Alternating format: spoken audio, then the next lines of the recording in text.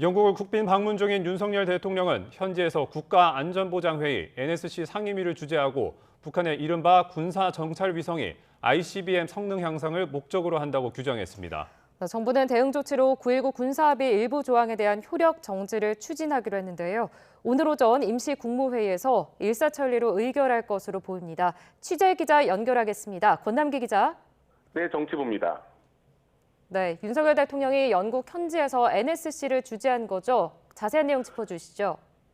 네, 윤석열 대통령이 찰스 3세 영국 국왕이 주최한 버킹엄궁 공식 오찬을 진행 중일 때 북한의 소위 군사정찰위성 발사 소식이 전해졌습니다.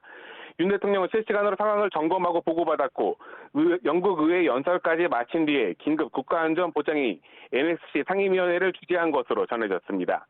합참의장이 정찰위성 발사 상황을 보고하고 대응 방안을 논의한 것으로 전해졌는데요. 윤 대통령은 이 자리에서 북한의 군사정찰위성은 성공 여부와 관계없이 우리에 대한 감시 정찰 능력 강화와 대륙간 탄도미사일 ICBM 성능 향상에 그 목적이 있다며 이는 북한의 핵과 미사일 위협을 실행에 옮기는 조치라고 지적했습니다.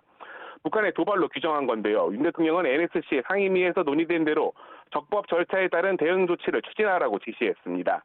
또 이번 조치가 국민의 생명은 물론 국가 안전 보장을 위해 필요한 최소한의 방어적 조치라는 점을 국민과 국제사회에 정확히 설명하라고 말했습니다.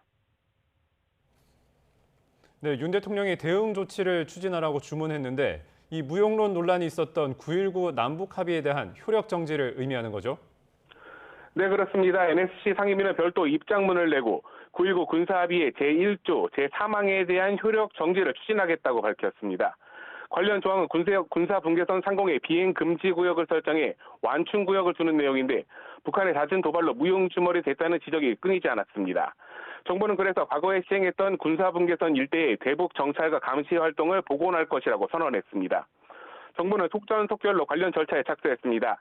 1시간쯤 뒤인 오전 8시 한덕수 국무총리가 주재하는 임시 국무회의를 개최해 일부 조항 효력 정지를 의결할 것으로 보입니다. 9.19 군사합의 효력 정지는 국무회의 심의와 의결을 거쳐 북한에 통보하는 비교적 간단한 절차로 가능합니다. NSC는 북한의 군사정찰 위성 발사뿐 아니라 탄도미사일 발사 등 각종 도발과 핵 위협이 이번 효력 정지의 배경임을 분명히 했습니다. 군사정찰위성 발사는 탄도미사일 기술을 이용한 것으로 유엔 안보리 결의 등에 대한 위반이자 안보에 대한 직접적인 위협이라고 강조했습니다.